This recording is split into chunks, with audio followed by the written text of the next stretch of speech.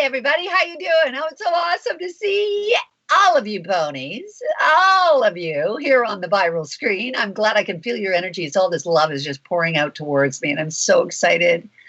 I'm so excited to be able to share a little bit of my time with you this weekend. I hope you're all thriving. I hope that you're all being creative. I hope that you're staying safe, and I hope that you're experiencing love on the greatest level of all. Yay!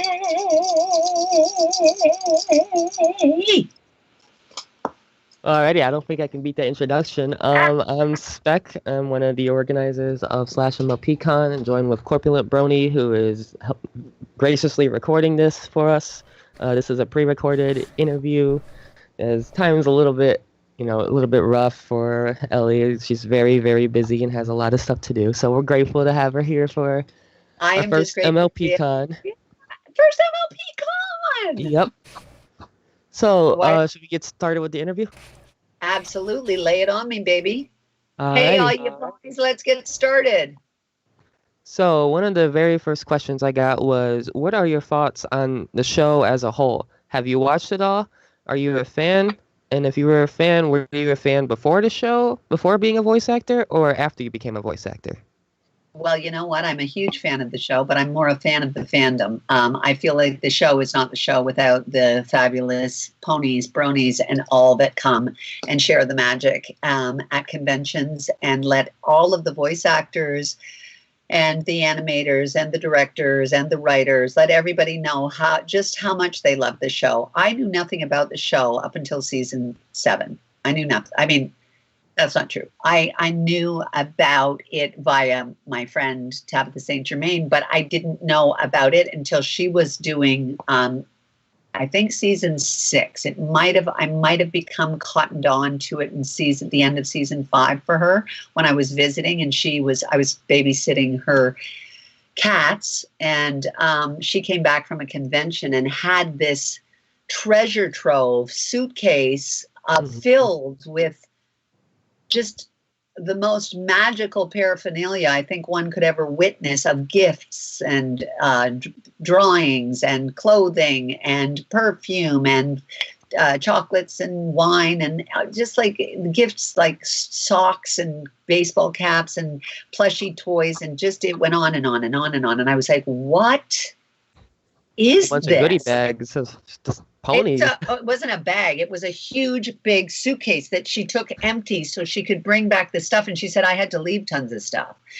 I'm like, okay. She had a room in her house dedicated to MLP, to all the conventions she'd gone to and all the pictures that had been given to her and all the stuff that she's gotten. And MLP had given all the main 6, for every big event, they would get big, when they did the movie.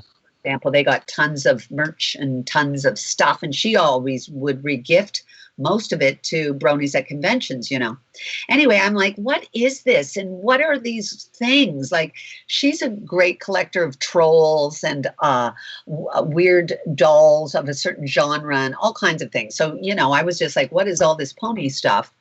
And she's like, oh, who are you and where have you been? So My Little Pony. Shirley, excuse me for 1 minute. My dog has decided that she's going to go for a walk, and she's just had surgery and she's on pain meds and she doesn't know what she's doing. So just hang on a second. Just hang on a second here. Shirley, come on. Come and lie down. We can cut this out. There you go. Go lie down. Sorry, guys. I've got to be doing that. That's my focus. So anyway, oh no, it's real life. What do you care? You guys all love that I have a little dog that I love more than anything else. Miss Shirley, you've all seen it on Twitter. Those who I follow, and I follow everybody who follows me. So those of you who know that Shirley's been going through some crazy stuff right now, and I'm trying to love her. And a lot of bronies have actually reached out and sent their love and prayers to Miss Shirley. And I want to thank you from the bottom of my heart, because those prayers and those thoughts and those well wishes that I've received on Twitter and Facebook and Instagram from all the fans, oh boy, do I love you for that. Okay, now getting back to the Tabitha St. Germain bedroom with all the stuff in it and all the merchandise and all the wildness. I was like, what is this?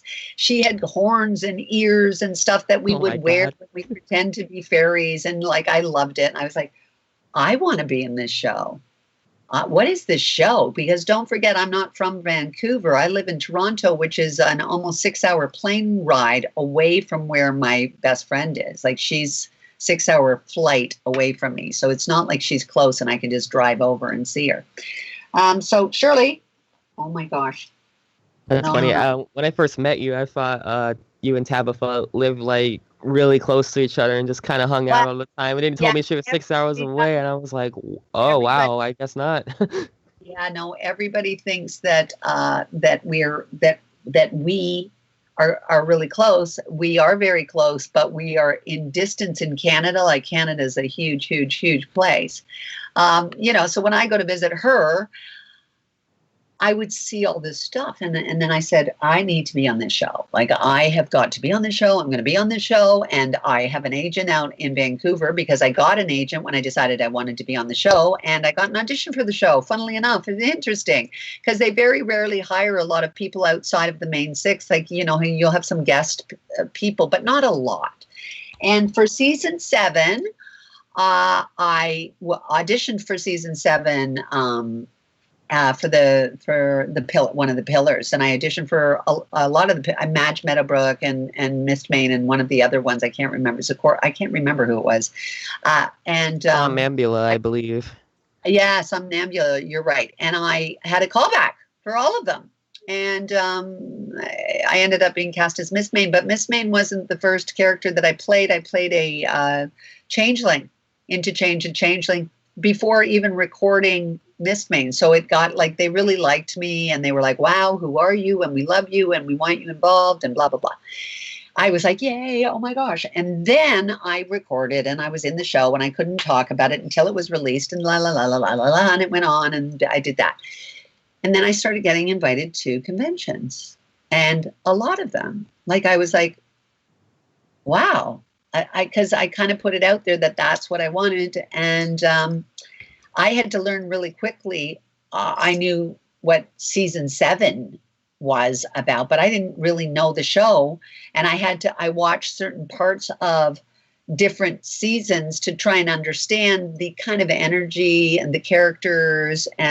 But as far as the folklore of the show, no, I did not know. I still do not know the game testing thing of where they'll take a certain incident or a line, or they'll give you and they'll say, what is this? And you're like, I can't do that. Yeah. I don't know all the songs. I know some of the songs. Because you do so many shows, like when you're busy, I don't watch anything. I don't have a TV. I don't have a TV. The only time I ever watch anything is when I go to visit Tabitha because she has Netflix and Apple TV and something else I can't remember. And I will binge watch shows when I'm there. But here's the funny thing. Mm-hmm. When you're in a show, you don't, I shouldn't talk for everyone. I'll talk for myself. But I don't watch myself. I find it kind of, I kind of feel weird about hearing myself or, seeing what I've choices and stuff. Like, we tend to beat ourselves up a bit and wish we'd done things differently and blah, blah, blah.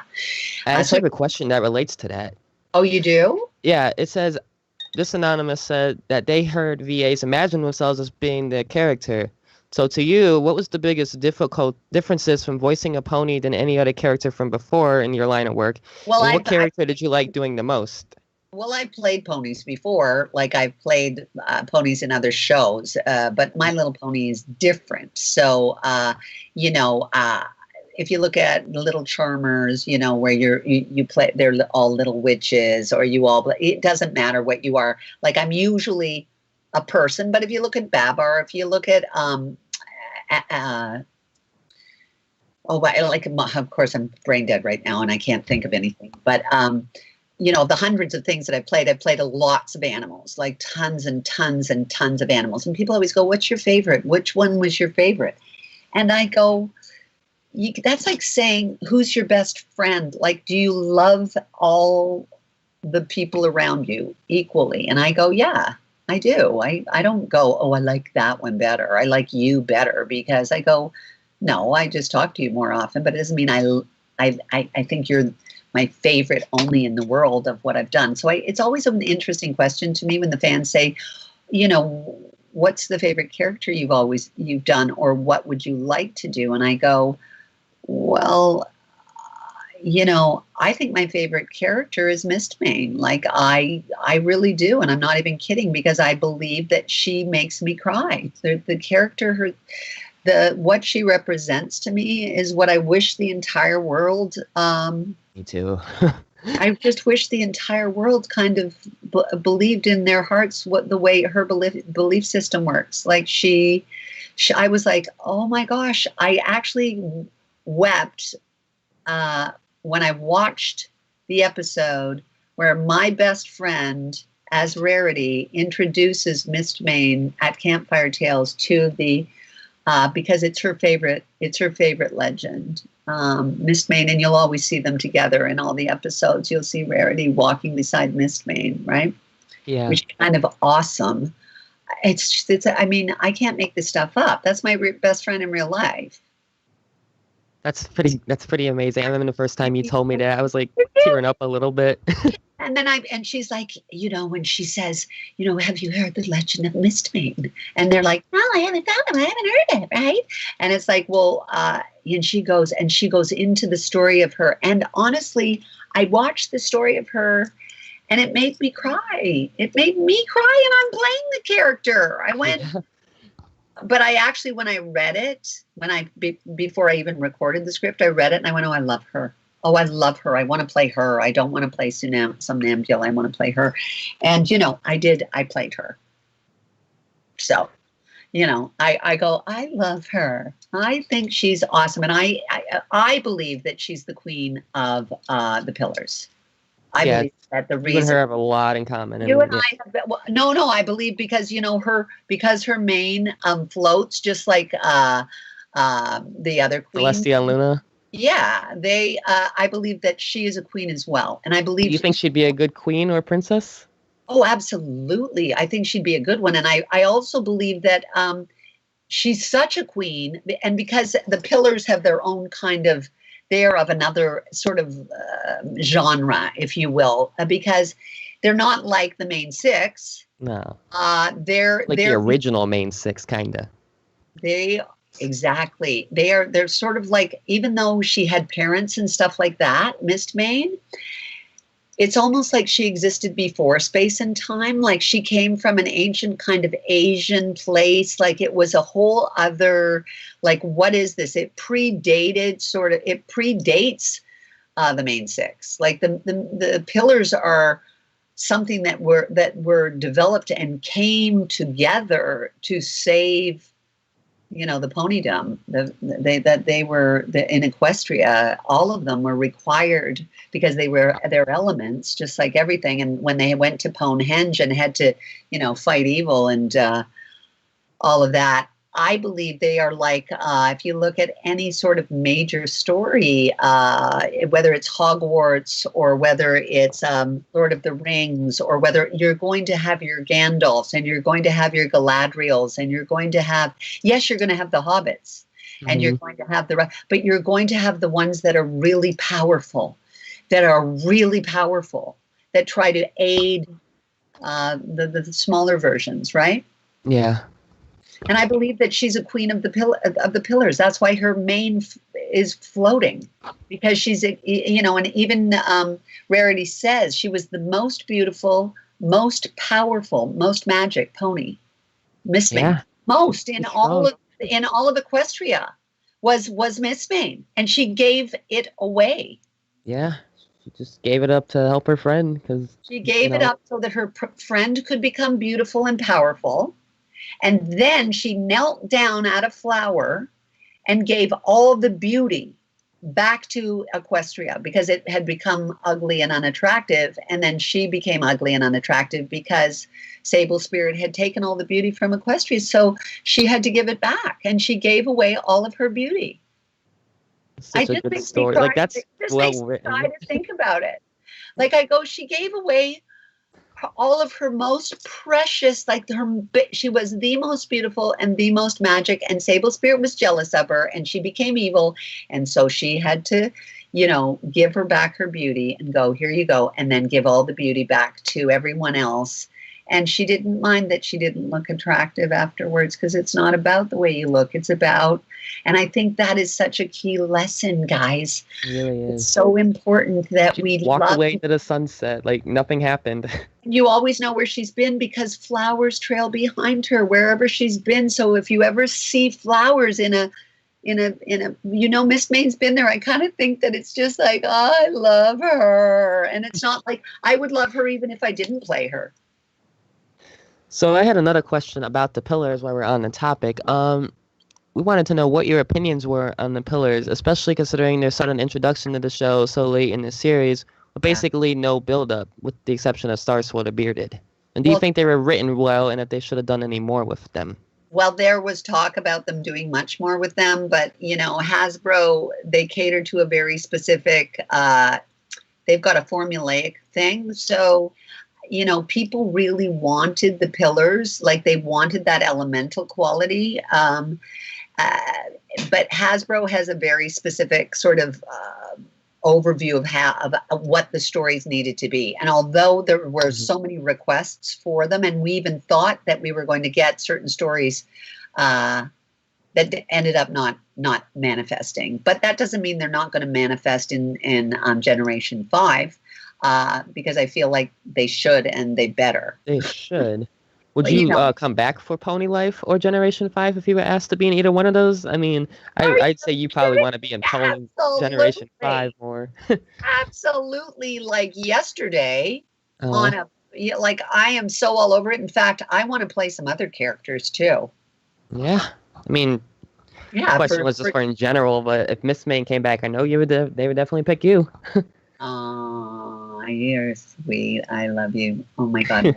An awesome comment. Thank you so much. I kind of wouldn't want anybody else to do Oh, it. absolutely not. No. I'd be like, oh no, she's kind of like so close to my heart. Like you're asking me who I really love. Like I really do love her. I love all the characters that I play. Like when I'm playing the characters, I'm giving 180% of myself. I don't sort of go, yeah, well, this is kind of like, wah. It doesn't work that way. When you're in the moment of creating story, you live, breathe it to an audience. You can't half do it. You can't. You're so involved with your audience. Like you're so trying to give every ounce of you to an audience that you can't see. Don't forget when we record this, there's no audience there. There's just the other actors are there. Yeah. But really, it's not about the other actors or even the story or even the writing or even that. It's about the audience. Without the audience, I'm going to say this again, and you guys really need to recognize it, that this fandom is why MLP is the success that it is. It's not the other way around, that, oh my gosh, the fandom is following a really successful show. No, the show is successful because the fandom is watching it. Yeah. With the fandom, Day one.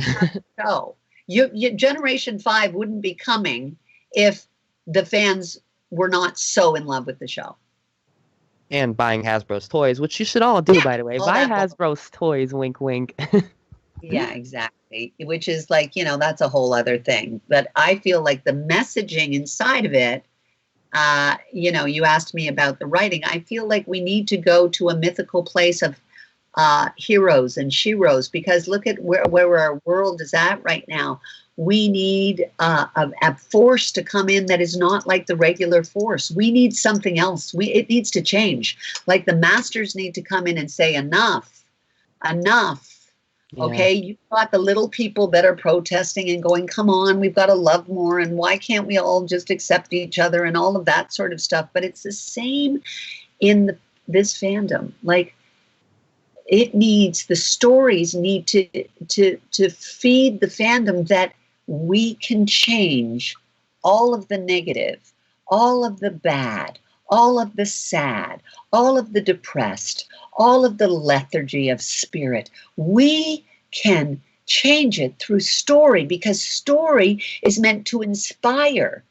And if the writers, like my hope is that the writers for Generation 5 will get very creative with their heroes. I hope so. I really, truly hope so. Yeah, I hope so too. Like, I really, really do, because it's not enough to stick with the old adage. Like, things have changed, right? You don't want to rehash either. That's it. Come, Shirley. What's happening here? There's a couple of lessons in the show that, yeah, they could probably be reused for Generation 5. There's some pretty good lessons in the show that are timeless. Oh my gosh, there's really good. There's really, really good, right? Like, I'm saying that there's really good. Like, I think that they could be so creative. I think they need to come from a different place. I think they've gotten so into the old way of doing things. Mm-hmm.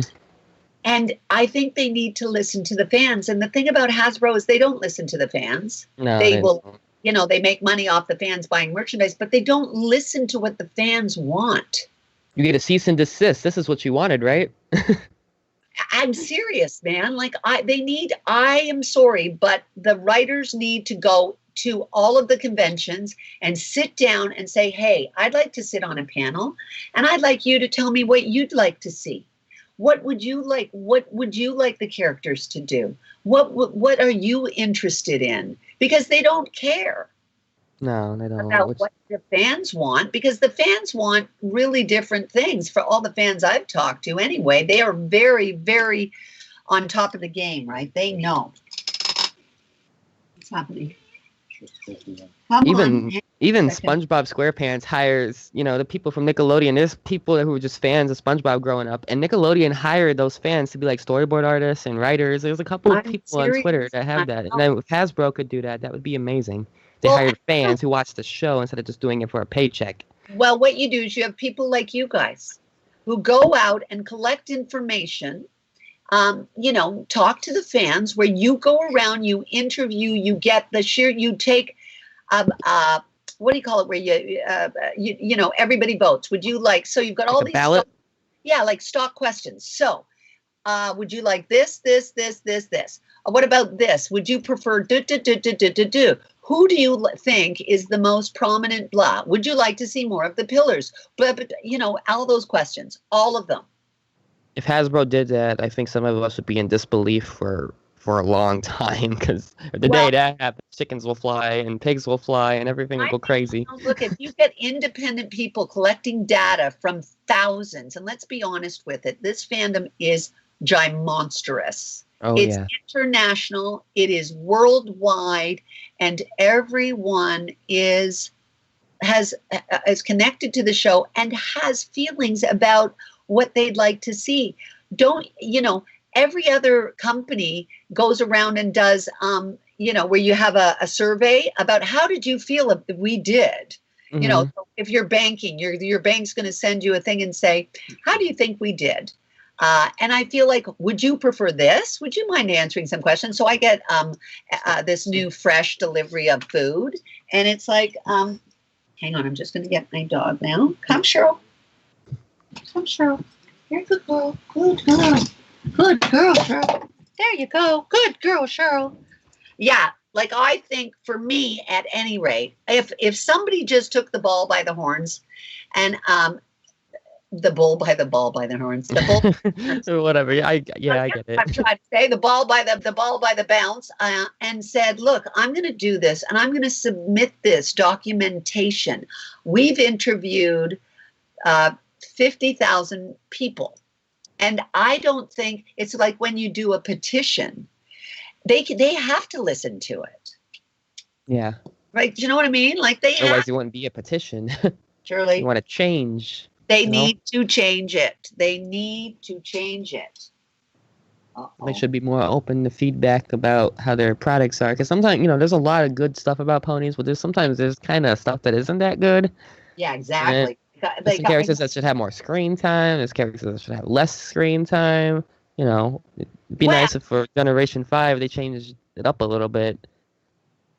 I think with Generation 5, I don't know. I mean, who knows? Because who's seen anything? But I feel like we need to take control on so many levels as people in this world in what we want to ingest. So what we're being fed by the world, I feel like we need to have a say. And you're feeding me all this stuff and I have no say. Like you're not allowing me to have a voice in this. And I don't understand why, when they're making money from the fandom, they don't listen to the fandom. That's just my take, and I'll probably get in trouble for saying that, but that's what I think.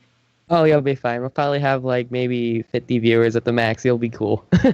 Oh, you think so? Yeah, probably a little bit more. I don't know. So, do you want to move on to the next question?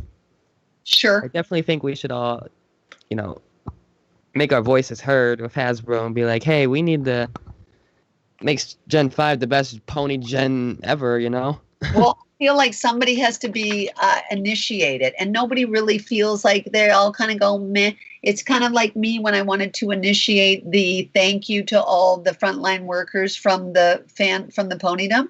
Uh-huh. I wanted every MLP voicer and every fan to just all get together in groups of I don't know, you could go if you got everybody from Galacon, although it was canceled, but it would all be like, thank you, where you get the whole crowd going, thank you, and this is awesome, right?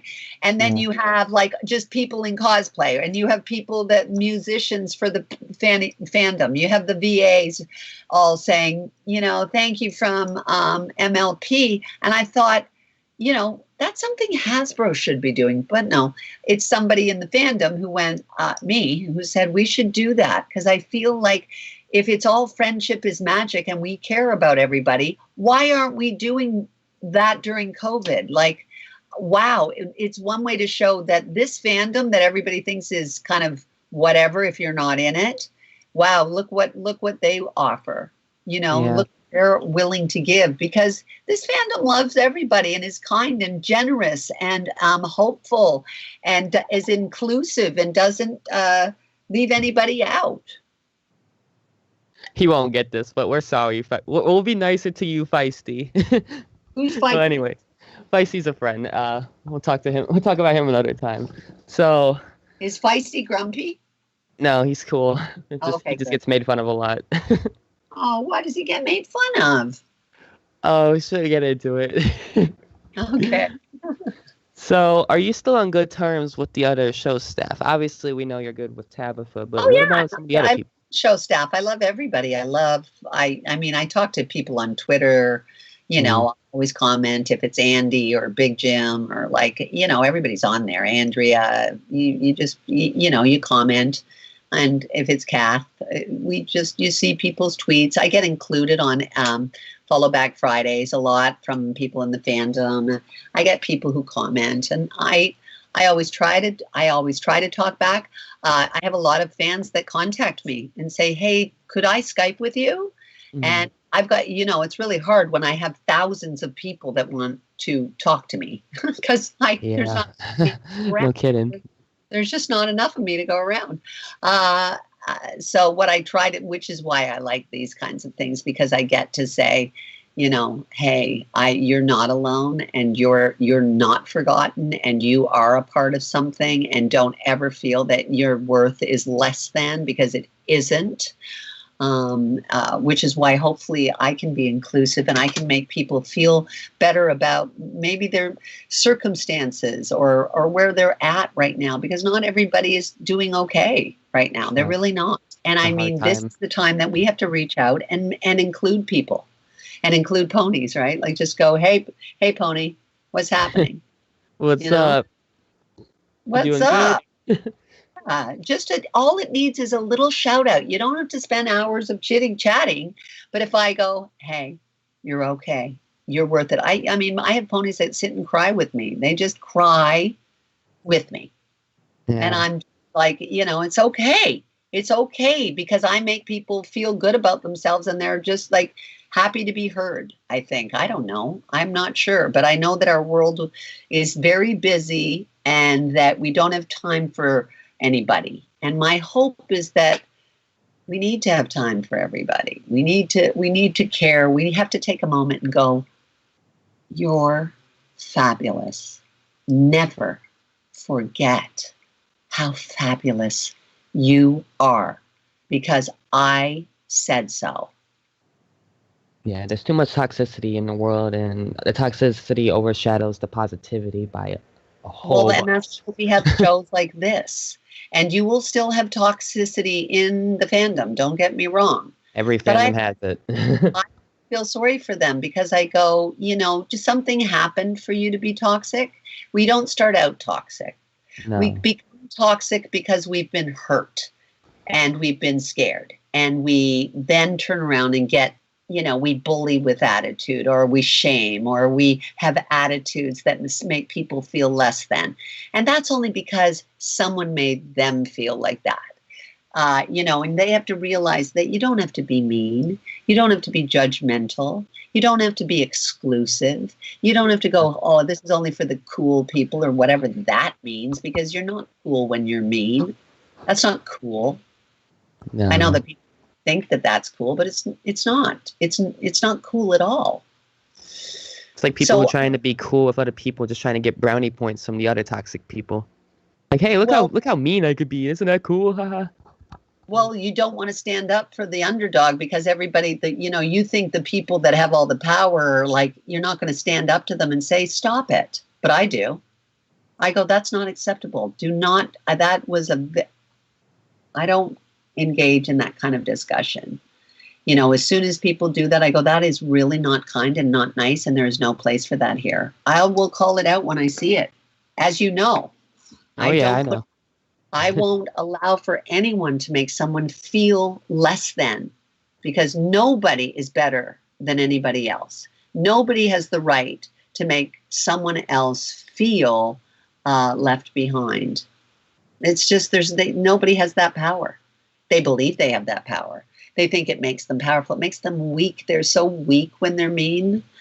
It's such a weakness, and it's sad. And I just pray for those people. I just go, I hope you see the light someday, that, you don't have to be. I got to be so mean. You don't have to be invasive towards other people because we're sensitive. Each one of us are little beautiful flowers, like we really are. And I don't mean to be sucky, because you can all be cool and think putting a swastika on something is funny. But it's not funny. It's not funny. There's nothing funny about it. And I'm not afraid to say that's inappropriate. Yes, everybody has freedom of speech, but many, many, many people died under that symbol. Yeah, A cruel and unkind death. And we can't just throw symbols around like that. It's like, the gun. It's like a gun, I'm all for the Second Amendment, but I do not believe people should be touting around AR-15s. And I'm not afraid to have an opinion. I'm not afraid to have an opinion. That is a weapon of mass destruction, and we should not be carrying them unless we are a soldier in a war. And the last time I looked, we are not at war with our neighbors.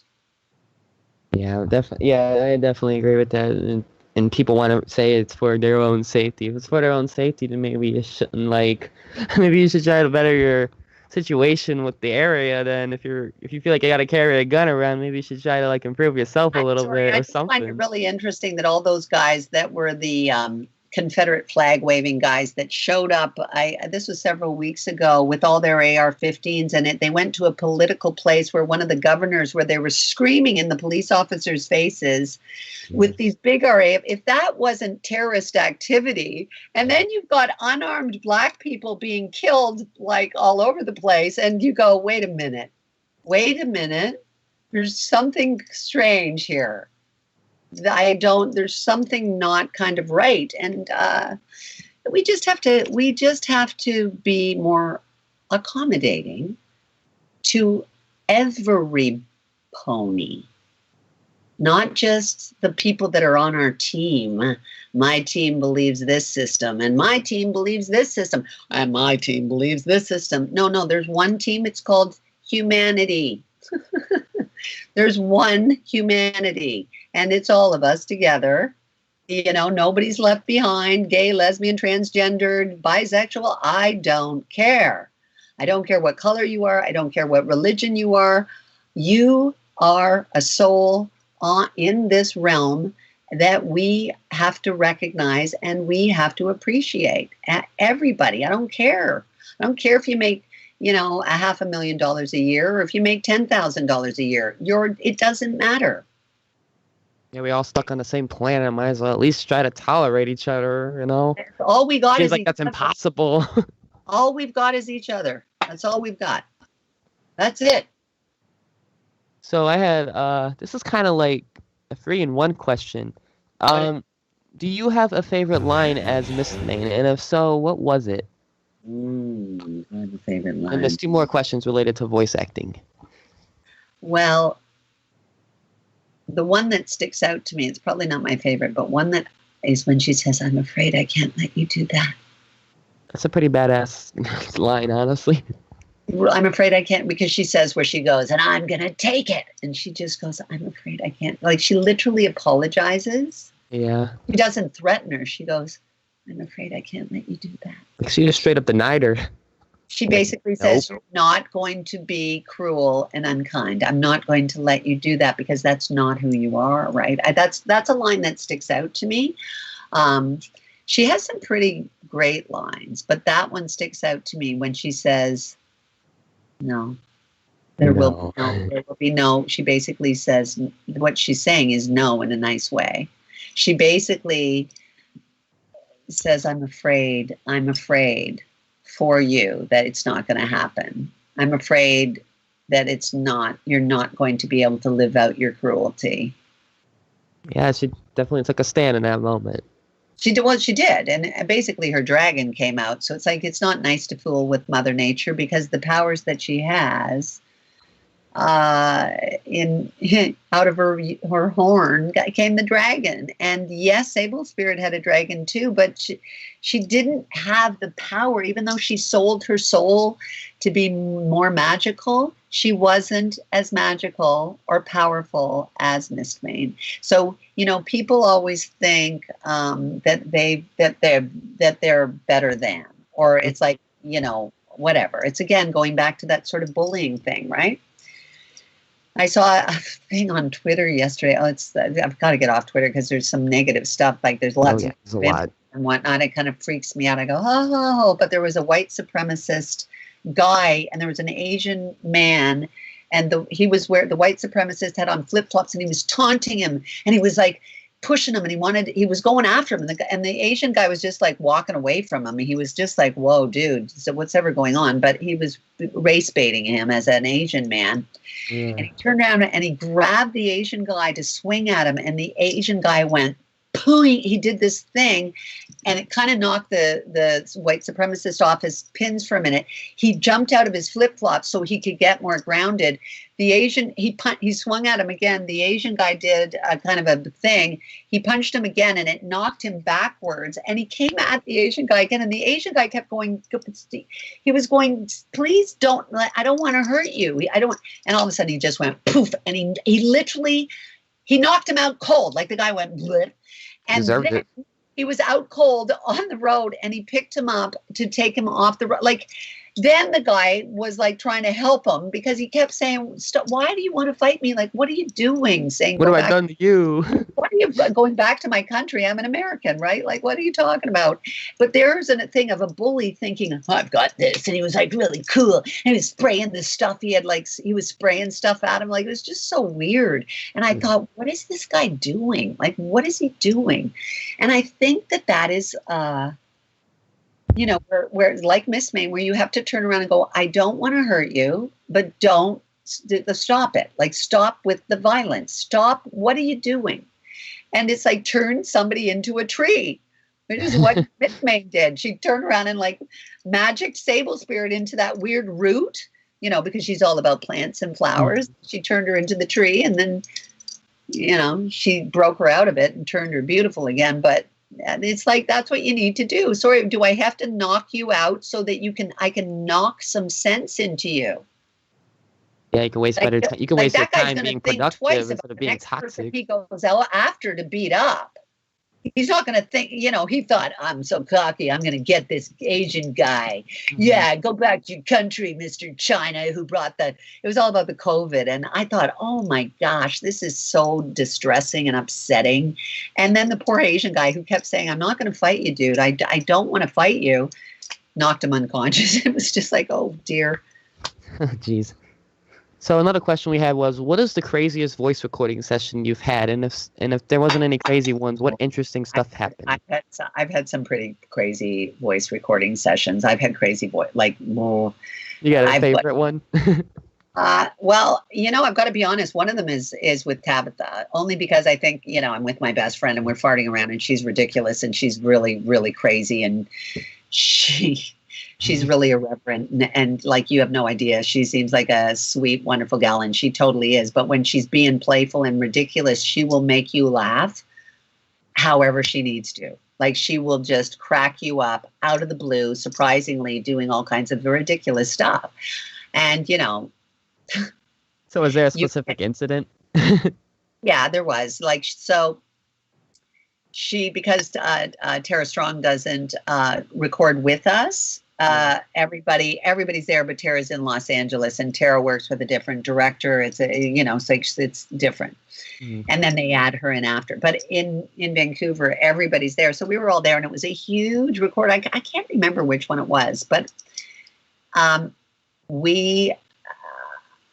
there was one where I had before we went into the record, I ate some kind of what's a kombucha, and it made me really gassy. Right. And no.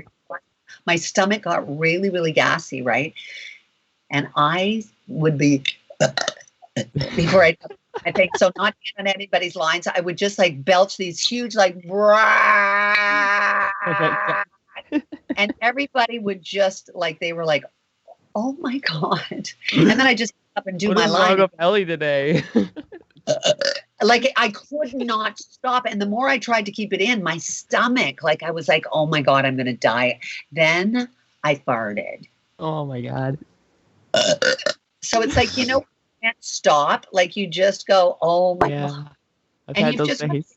Or like you are just the worst. But Tabitha does that too. So Tabitha we both get gassy. Like she cannot have certain foods, and if by any chance she's had something with mayonnaise in it, it's game over. It's game over. Oh, geez. She's allergic to mayonnaise? Yes. Well, she's allergic to eggs, but there's eggs in mayonnaise. So, she doesn't eat eggs. She knows not to eat eggs. But if something has mayonnaise in it, oops, there's the eggs. Oh, no, it's going to be a gassy extravaganza. But she was reading. So what they would do is get someone to read Tara Strong's lines just to have a place marker for the story, because we hear everybody. And so because Tara's one of the main six, they always get one of the main six, like depending on the record, everybody takes turns just to do a place marker for Tara's lines. But because Tabitha is so creative, what she would do is the beginning of Tara's lines, and then instead of saying what the real line was, she'd say the cue line at the end always, but the middle of the line, she'd make up these, oh my gosh, irreverent, dirty, naughty things. My God. Would say, and we're doing a My Little Pony show, right? And but she'd do it as Tara's voice, but she'd say these. And because she's so spontaneous and she's a writer, and because she's so clever and she's so good at it, it was like, oh my God. And then the person who would have to have, she's just goofing around because it's not being recorded. Like it's not Tara. It's just a place mark. It doesn't matter. Oh my God. So everybody would just burst out laughing. Like it was so outrageous. And, people laugh and they can't get it together. And Terry's like, cut it out, like get it together. Or like, when you're just like, it's so ridiculous. You can't get it together, and you keep laughing and they get angry with you because it's like, okay, that's enough now. Like, let's get back into the show. And it's like, no, it's not going to happen. It's just not going to happen. I've had people in other shows that I've been show up drunk. Oh my God. I show up drunk, stoned, an hour and a half late to the record. I've had people show up without their shoes on. Like, how? Wow. and everyone acts like it's not happening. It's like, are they having a nervous breakdown? Where are their shoes? Why are they all wet? What's happening? And you don't say anything. Like you don't, like they're in there doing their character, but they don't have any shoes on, and it's the fall, and it's pouring rain outside. And where are your what is happening? Well, it doesn't matter. It is a world where everybody deals with the world in a different way. Some people are alcoholics because they're being asked to be different people all the time, and it's hard. It's I don't know. Some people feel that they need alcohol to have a personality, to be like, it makes them be more fearless, I think. Yeah. And so what happens is, a lot of people in this business, because they equate this business, their success is based on them. So if you don't get the job, it means you're not very good, which is not true. You're spectacular. Whether you score in a game, like whether in football you score, it doesn't mean you're no good. It just means you didn't score that time. You do it because you love playing the game, not because you want to score. But so inside of that temple, which is where the magic happens, and it really is alchemical, because these are words on a page. They are one-dimensional words on a page. And these storytellers that we all work with take these one-dimensional words and they color outside the lines and create, like magicians, this phenomenal landscape of character expression. And it's really something to see. To watch the directors beat somebody up, what the hell are you doing? That sounds like crap. And it's like, yeah, I know. Like, to see how people respond about themselves when you know that you've already got 10 years of a character. You get so comfortable. Like, those main six are so comfortable with one another, with their characters, with the director, with the musical director, with the animators. It becomes like this crazy family. Do you know what I mean? Yeah, and you witness it because Hasbro does the Wish Foundation all the time. We've had a lot of people wish to be a part of the My Little Pony records. So if little kids got, let's say, cancer or something, they come in and they get to work with Terry. Some of them are too scared to be a character, but sometimes Terry lets the kids come into the record and they get to have a little teeny line or something. So in My Little Pony, and of course it's like, oh my gosh, they have a fit, like they love it. It's incredible. Oh, yeah. Like, can you imagine? But also we go out for lunch with them afterwards. So not only for 4 hours, they get to be a part of and get to meet everybody, and then we go out for lunch afterwards, and they get merchandise. That's all for the good. Yeah, Hasbro does some great stuff that way, like really, really great stuff for the Make-A-Wish Foundation. So if children want to come and meet the My Little Pony team or work with and I was lucky enough to 2 of my records, we had Wish Foundation kids came in. It was their wish to be involved in My Little Pony. Yeah. Aww. So I was lucky because it doesn't always happen. That's really wholesome. So the next question, the final one relating to voice acting, is: do you have any notable outtakes that weren't, I'm sure you know that a whole bunch of them were leaked out like almost 2 years ago, and tabaphones were leaked out. It's all right. We're good. This is 18 plus. It's going to be age restricted. Oh, yeah. Like my outtakes, for my outtakes, it would only be me talking to the director. But, for the most part, because they've got 10 years in the show and I just started in season 7. So there was a reference around it to me. I'm not going to tell the Terry to go fuck himself, or I'm like, they don't listen to him. Like, they're like, oh, shut up. Like, they're funny with him, like jokingly. They don't really mean it, but they're pull my finger. Like, I go, nobody cares. Like, they'll go, he'll go, and Terry will talk to them. They'll go, that was bad. And it's like the actors are like, shut up. And then they'll do it again. Right. Oh, like you could do it any better. Give me a line reading, you nightmare. Like, they'll be like, they talk to each other like that. I was pretty for outtakes. Like, I'm not going to say anything. the only thing you're going to get is me belching or farting. Like that's probably what, you're going to hear from me. Belching for sure, where it's like, Jesus, like somebody in the thing was like, oh my God, that was like the hugest belch ever, right? And I'm like, yeah, I know. Luckily, any of the episodes that you're in haven't had any leaked outtakes yet, so you're safe for now. I'm you're safe, but I for might have now. I've got to watch it because the F-bomb for me is like, it's just a word. Like I don't associate it as a bad word. Like I've got to be careful because in the adult cartoons that I do, they use the F-bomb a lot. So depending on the characters that I'm playing, like right now in a Cartoon Network show is the one that I'm, and it's got language. Like it's got language. So I've got to watch it because you can do a preschool show that they're no longer. But I'm carrying the energy of the other show that I'm doing, which is all like, you piece of shit.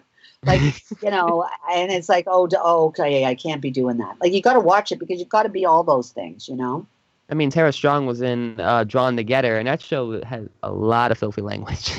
Oh, like the one that I'm in, right? Filthy. And is it an Adult Swim show? Is there? Well, yes. It's like, you say Cartoon Network, but Adult Swim, right? Is like horrifying. Are you kidding me? Like Adult Swim is like, there's one of the ones, but also the games right now, all of the games that I'm auditioning for, whoa, the language. Yeah, you mentioned you had some work with Ubisoft in the past, and those games have a lot of swearing in them. Yeah, they swear. They swear like more than I feel like is necessary, actually. But hey, it's to get attention. Like, look, we can swear in a video game. How cool. I feel like they don't have intelligence, so they're just going to use swear words. Holy wow, that's a hot take right there. I know I'm in big trouble. Yeah, you're fine. I'm just saying. But I usually play writing to just have constant swears. I just find it too easy. I find it, dropping the F-bomb is like just too easy. Yeah. So, go ahead. No, I just feel that. Games, there's an intelligence in games, and a lot of the characters are like high flanking soldiers and big people that have intelligence. So I go, well, let me hear the intelligent thing. They're not just like Cro-Magnons with like, 1 5-word vocabulary, for God's sake. Like me. Like, yep, okay. No, you have vocabulary because I've talked to you many times. So the next couple of questions relate to conventions in the fandom. I know that's one of your favorite topics. So what was your first PonyCon and what was your reaction during that con? Okay, I should have even looked this up, but my first PonyCon was in Manchester, England. No, that is a lie. That's not even true. The first PonyCon was Nightmare Nights. And I was doing a voice workshop, and they found out that I was in Texas. And I had a voice workshop that was Thursday, Friday, Saturday. And they said, would you like to come Saturday night to the big meet? I don't know if you remember Nightmare Nights, which was Halloween thing in Texas. And they did this meat buffet. Like they have where all the special guests and the VIPs of the fandom all went out and paid money to go to this all-you-can-eat Texas meat buffet. And I said, oh, sure, that would be fun. And they said, we'll put you up in a hotel. We'll have somebody come and pick you up. And I was way across town in Texas. And I had somebody come and pick me up. I went, they drove me to the meat buffet. And then the next day, Sunday, I slept overnight in the hotel. I hung out with ponies after the meat buffet. And then the next day I signed autographs with Andrea and there was somebody else there, I can't remember. But that was my first ever, I don't know what's happening kind of a thing. And I had never, so I was in the lobby of first I went to the meat buffet and it was the most insane amount of beef, meat, every kind of meat and steak and roast beef and ribs and sausage and I'm not even kidding you, steak tartare, there was so much meat. It was insane. I was in shock. I was Did anybody touch your meat? Oh, that happened in another one. That was another one. That's gonna sound so weird out of context. Out of context, people are like, "What the hell does that mean?" We know what that means, though. Touch my meat. Okay, that's a frozen dinner, Swanson, and people went. I said, "This is not real meat." And they're like, it's real meat. I'm like, it's frozen. It's hard like well, it doesn't feel like meat. And they're like, it's frozen. And I go, no, it should, even if it's frozen, it should feel, I go, touch my meat. This is when I said touch my meat, just so everybody knows out of context. There's at another convention. What was it? TrackCon last year. Yeah. I thought and you were drunk as shit, but no, you weren't. Everybody was drunk, and I was getting people to touch a frozen Swanson dinner meat package. Video of it too. Have to find that video. And I was also like, balls. Remember I kept saying balls? Yeah, you kept saying ball. I legitimately thought you were like wasted or something. No, I wasn't. We had just come from a VIP event, and somebody was juggling glowing balls. And I kept going, balls, balls. I said it like 500 times. I kept going, balls, show me your balls. I was like that. It was terrible. It was awful. But this juggler, which I have a video of somewhere, they were glowing the light, dark balls. And the guy was really good. Like, he was juggling these glow in the dark. I was like, so the balls, it just carried on from one event to another, where I was like, balls, show me your balls. Where's the ball? Like, I was like, you probably confused so many people. I know. I was terrible. I was being irreverent and horrible because it's okay. It's TrackCon. Everybody does that there. TrackCon has an adult section to it, which is kind of different. Oh, yeah, you've been in there. I'm not going to touch that. I'm not going to go there. I'm not going to say that I ever witnessed anything, because I'm a good girl and I just go during the day, do what I'm supposed to do, and go to bed. Oh, you've seen Dakimakuras and body pillows. I don't know what you're talking about. This is 18 plus. It's okay. I don't know what you're talking about. I was. Oh, come on. You've seen your Dakis. You've seen the prints. So I ended up in there by accident. You were in there with Katrina Salisbury and the guy who played Forax. I forgot his name. What's his name? Oh my god. I don't know. Forax. I'm bad with names. Andrew? Yeah, I think it was Andrew. He's Australian. Oh, that's right. He is. Right, he's Australian. I think it's Andrew. I'm pretty. It's horrible. I'm horrible. Anyway, going back to Kyle. Yeah, so Nightmare Nights was my first convention, and then I went to Manchester, and then I went to Galacon. No, before Galacon, I went to Amsterdam, and I can't remember. They all have names that I can't remember. I have to look them up. A lot of cons to keep track of. I don't blame you. I've now been to so many cons, and I am a repeat customer. So they keep asking me back to TrotCon. They said, you're a lifer. You will come to TrotCon every single year that we have a convention. And Galacon too. The TrotCon heads were like, you're just going to come because you make everybody happy and we want you to be here. And I was like, cool, I want to come because I love hanging out with ponies. I love the fandom. And Galacon, I was asked to Galacon 3 years in a row too. So there you go. Nice. So, I actually want to run into my own thing. Remember when, for people in the chat, last year at TrackCon, me and my friend Mike, we took Elley to a party city, and she spent money. I'm not going to say how much. We spent triple digits on party supplies. We got a piñata, and later I went to Walmart and got a baseball bat. Remember I got the little bag. We got all the candy. And I got all the unicorn poo, and I got the unicorn horn candy, and I got all that like crazy candy. I got so much candy. And the My Little Pony movie piñata. That was a balloon. It was a balloon, and then the smile balloon with had the purple fur all around the outside of it. If anybody in the chat watches last year's TrackCon charity auction, you'll see the balloon being auctioned off and the smile that got cracked. Remember, the piñata was a happy face, and we smashed the happy face. Dude, some of those people, they swung it so hard. Like, I was amazed. Like, they bashed the shit out of that piñata. Go easy. It's just a little happy face. The one guy just like bashed the hell out of it. Like, went flying. He knocked it right off the pole the first time. Yeah, we had to put it back up. That was great. So great. So awesome.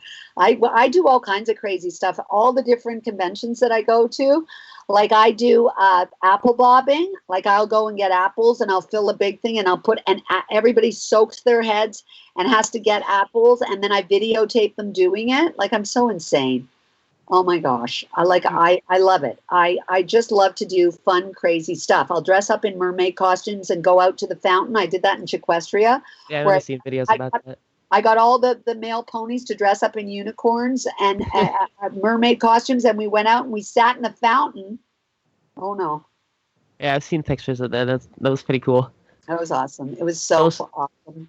That guy, the guy from Chiquestria, the con chair, is phenomenal. He's a fabulous, fabulous, fabulous, fabulous guy. He has blow up ponies. He has about 10 of them that he got from Japan that are like 6 feet tall. They're huge. oh wow. Oh my gosh, they're so awesome. You should see Are his they like event. the swan ones?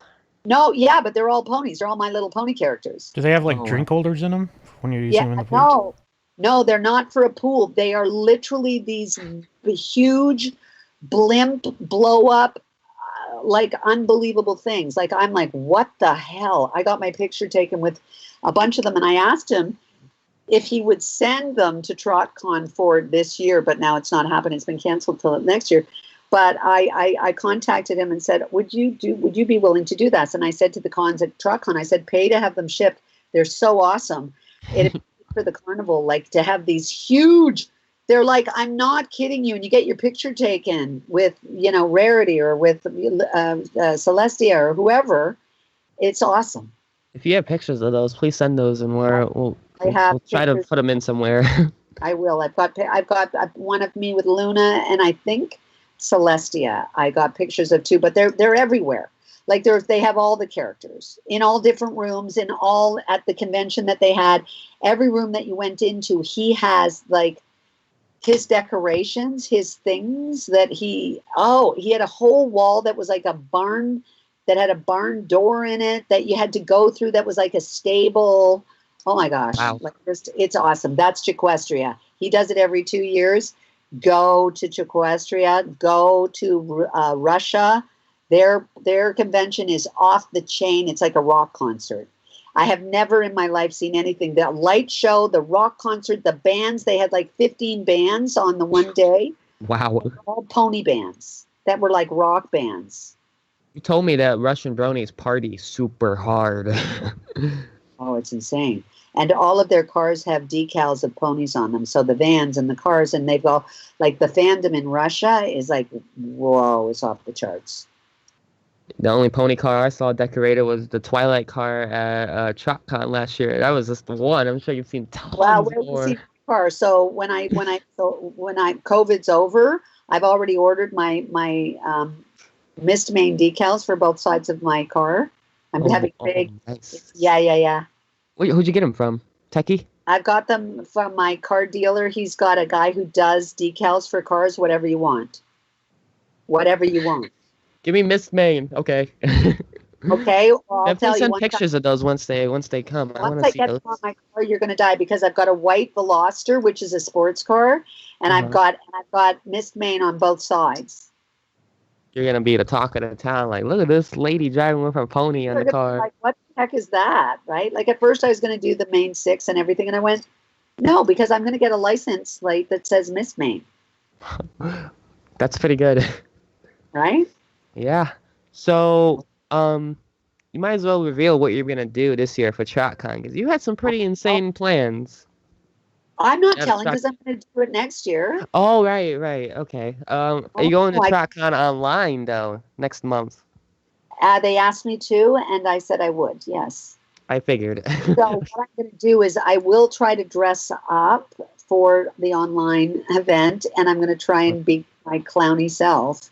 Like I bought a pair of shoes for TrotCon that are so awesome. They're so awesome. Like they're clown shoes, and I was like wanted to wear them for the convention. I'll wear them. I'll wear them next year, and I'm going to wear them for the online convention. But the things that I wanted to do, and hopefully, Spec, we can go to the party store. I'm going to try and order the thing that I wanted to get. Like hopefully, there's a place in Ohio that I can get it from. You know what I mean? We'll have to. We can use our old friend Google Maps. Corp actually found a picture of the Luna balloon. Oh yeah. Yeah. We'll post it in the chat.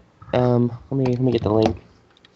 Yeah, they're out of Japan. That you have to buy them from Japan is what I heard. I don't know if that's still the case or not. Probably is. I think they're actually from China, a company called Hongyi. Oh, is it China? I thought it was Japan. Yeah, that's it. There I am. And you found another one too. I want a Cadence. Oh, it was Cadence. So I thought I had Celestia, but she was there. Celestia is there. They're all there. Those are pretty cool. We'll be sure to put a link to those in the video Okay, look how big description. those are. Like, I'm wearing shoes. I'm 6 feet tall. So that's got to be, with the horn up in the air, is 8 feet. Wow. Yeah, those are really cool. I want one for my living room. I wanted them all. Like, I was like, oh my God. Have you guys also seen the blimp? This is what I tried to get TrotCon to get. Have you guys seen the, who was it? It was Rainbow Dash, I think. No, it was, I don't know who it was. But if you look at the Macy Parade and go My Little Pony blimp, Macy Parade, somebody's got to get that for TrotCon, for all the conventions outside the convention at the hotel. They should have a bouncy castle. They should have a slide that you have to slide into the convention, and it's got to be circular, and you've got to go wing, wing, wing, wing, and slide into the convention. Just gotta hope nobody has vertigo. Oh, gotta have vertigo, because I have vertigo. Alrighty then, vertigo people, you're gonna get triggered, but it's all right. Afraid of heights, like, oh my gosh, oh yeah. But I still jump out of airplanes because I'm crazy, right? Like, I force myself to do things that scare me. You jumped out of airplanes before? Oh, honey, I parachuted. Nice. Oh no, it terrified me. I peed my pants. Oh, I want to try that eventually, but oh, it scared me. I did it once. I'll never do it again. I was supposed to do 6 jumps. I did once. I'm never doing it again. It was so scary. Oh my God, I was scared because I got tangled and I almost died. So I was like, no, yeah, I live. Oh, Jesus. Oh yeah, no. Just hearing it. Oh no. One day I will tell you that whole story. But it's like, I always believe that you should do the things that scare you the most, because you feel alive and you realize that you're stronger than you think you are. It's like when I climbed the pulpit in Norway, when I went and I did a convention in Norway, and I thought, I'm going to climb the pulpit. I'm going to write my wishes on a bunch of leaves from trees, and 2 other bronies were coming with me. And we started up this sheer rock face that is a mother of a mountain in Norway, and it's freezing cold with freezing rain, and not even a quarter of the way up, my 2 brony friends said, I've got to turn around and go back. Sorry, this is too hard. And I was like, I should turn around too. And I was like, no, you know what? I'm gonna keep going because I've got our wishes, and we said we were going to throw the wishes off the top, right? Anyway, long story short was I almost died going up that mountain. I cried, I vomited, I had diarrhea from working my body so hard. It was so hard. I was in so much pain. It was so awful. I had to stop and rest so many times. It was just so hard. Oh my gosh, it was so awful. I finally got to the top though, amidst everything, and I was soaking wet, and I was freezing cold, and I was hurt because I'd fallen a couple of times, and I had Mistmane with me, my plushie, and I got a picture of me at the top of the pulpit, and I threw the leaves with the wishes for the world, with Mistmane, the plushie, with a picture off the edge of the highest part of the thing. Wow. I did it. I thought I was going to die. I'm going to be honest with you. I wanted to quit so bad. I didn't know what to do, but I couldn't stop. Like, I wanted to just stop and not move anymore, but I couldn't turn around because I got too far up, and then I couldn't go further. And I was like, How long did it take you to climb that? 5 hours. Yeah, that's a long time to be freezing cold, vomiting, and feeling bad. That's a long time. I was going to die. 5 hours. 5 hours of insanity. 5 hours. And was it 5 hours total? Was it 5 hours one way? And I had to climb down, and I thought it would be easier climbing down, right? Oh. No, then I had to climb down. Never is. Because you see all that, you see the ground, and you're like, oh God. I was harder. I slid on a slippery rock half the way down. I just went, forget it. I can't even. My legs stopped working. Like, my legs and my muscles were so sore from climbing upward. Like, the stress and this, oh, good Lord. Wow. But I did it. When was this? This was last year. Wow. I'm old, okay? I was with people that were in their 20s, and they gave up. And I did it. You had a lot of determination. Did it. I did it for them. I went to the top and threw the wishes off the top. That's As amazing. I said, we were going to send our wishes off the top, and I did it. But I must Hopefully say, those wishes come true. I got down and they were really worried about me because it was like I was having a seizure. I was shaking so badly that they got warm blankets on me. They had to go and get me soup. I was like I was in shock. I think I was I don't know, but Wow. I was not okay. I was not doing okay. And they were like, oh crap, because they had to wait for me at the bottom. They're like, oh my God, where is They she? don't know if you died or Well, they anything. They thought, don't know. hey, like they were worried about me, and it's like, why is she not showing up? And of course, I couldn't get a message because I didn't have any. My phone was only good for taking pictures. They couldn't call me or text me because I didn't have any data. I had no. I was in Norway, right? Yeah. I Don't get a didn't lot of have. service out there, Oh apparently. my God, which was dumb. I didn't bring any water. I didn't have any water to drink. I didn't have any like snacks to kind of give me fortification. It was just dumb. I wasn't thinking and I wasn't smart, but I did it. At least you So, learned, I guess, from that you know experience. what? We are stronger than we think we are. Every single one of us are capable of feats of magic. Just when you think you cannot do it, when you want to give up, you just want to give up. You know what? Don't, because you can do it. I'm here to tell you, you can do it. You will cry. You might shit your pants. You'll vomit. Like there's a lot of bad stuff will go down, but you can do it. Or die trying. Yeah, or die trying. Yeah. So that's a super interesting topic. We're gonna switch to something a little bit more kind of wholesome. That's What? wholesome. Believing in yourself is It's a wholesome. wholesome story. I'm just saying, like a little bit more pony wholesome. Do you have? Okay, so it's kind of worded, kind of weird, but I'm just gonna read it. Does Ellie own any merchandise herself, or wish she owned any merchandise, either official or fan made? Oh I my know God, the answer to that one. I have so much fan made merch. Are you kidding? And if you have a favorite piece of merch, which I have, obviously I don't think you're gonna be able to pick a favorite, so. well, no, but it's like right by my feet is this. Oh wow, that's really. So Is that a I mouse pad?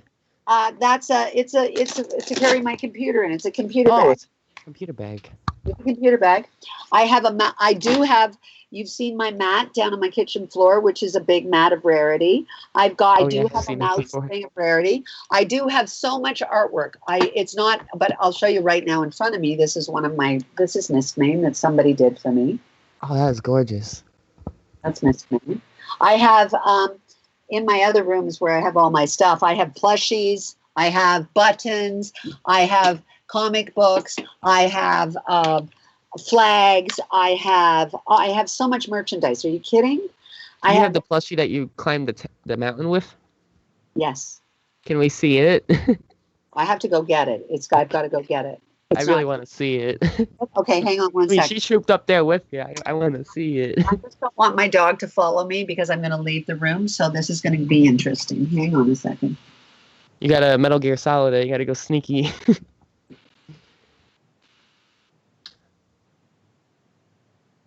How you doing, Spec? I'm doing good, man. Dude, she has some crazy stories. But I hope everybody who's watching is enjoying Elley Ray, and if you have your own online con, I'm sure she'll be happy to join it. Oh, Hey. wow. Hey. Oh, that plush is beautiful. Who made it?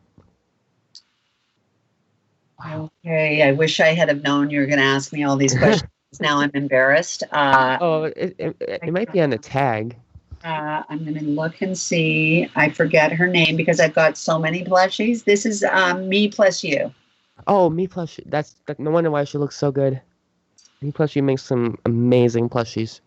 And I want to get another one. I'm interested in her doing.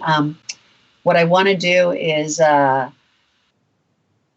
want to get a bunch of little mini plushies. I did kind of sort of pay somebody to make me some plushies, but then they ran into some trouble and they couldn't finish them, and that's okay because I just went, oh, never mind.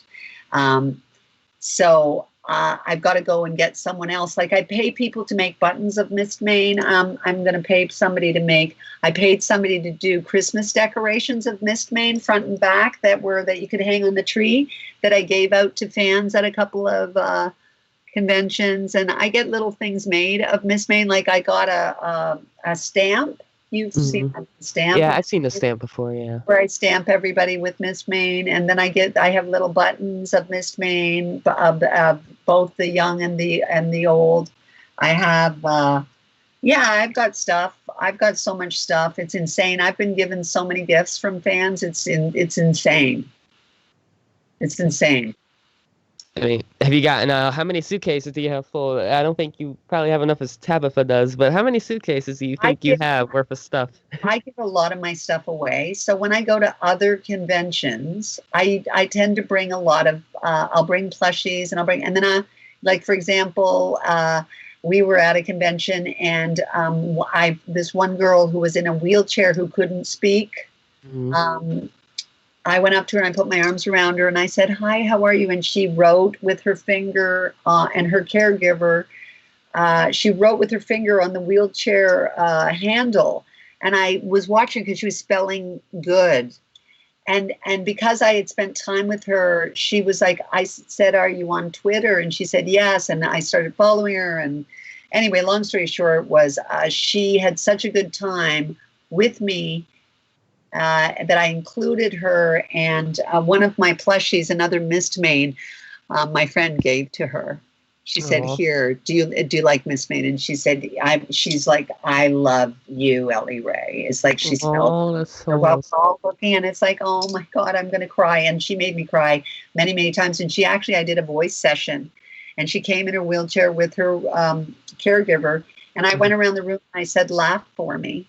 And I got her to laugh too. And because she couldn't speak, she did the most glorious. Her caregiver said that I've never heard her make an effort like that. Very, very thin, very, very compromised physically. And her head was kind of back. And I went up to her and I said, "Laugh for me, sweetheart." And she went like this. And the sound that came out of her was the most glorious sound that I just started to cry. And everyone in the room was like, oh my God, because she was locked in silence. People didn't pay attention to her. You know, she was kind of with the caregiver going through, looking at the all the stuff that you can buy. She bought a bunch of stuff. Nobody was talking to her. And I saw that nobody was talking to her. And that's why I went up to her and I said, "Hi, what's your name?" And the caregiver told me.